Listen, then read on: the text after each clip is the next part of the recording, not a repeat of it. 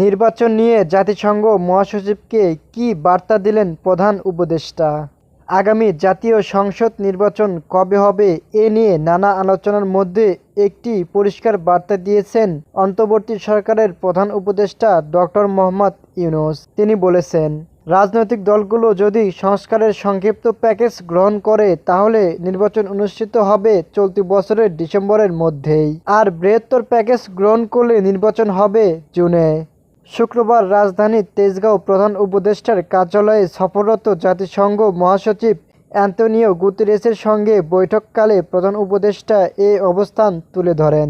প্রধান উপদেষ্টার কার্যালয় থেকে পাঠানো সংবাদ বিজ্ঞপ্তিতে এ তথ্য জানানো হয়েছে। জাতিসংঘ মহাসচিবকে বাংলাদেশের চলমান সংস্কার প্রক্রিয়া সম্পর্কে অবহিত করে প্রধান উপদেষ্টা জানান, অন্তর্বর্তী সরকারের গঠিত ৬টি সংস্কার কমিশনের প্রতিবেদনের বিষয়ে ইতিমধ্যে ১০টি রাজনৈতিক দল তাদের প্রক্রিয়া জানিয়েছে।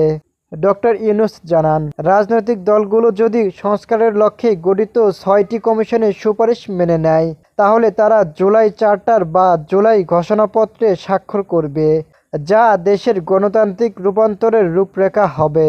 এ সময় প্রধান উপদেষ্টা স্বচ্ছ, অবাধ ও অংশগ্রহণমূলক নির্বাচনের আয়োজনের প্রতিশ্রুতি পুনর্ব্যক্ত করেন। বৈঠকে জাতিসংঘ মহাসচিব অন্তর্বর্তী সরকারের সংস্কার প্রক্রিয়ার প্রতি পূর্ণ সমর্থন জানান।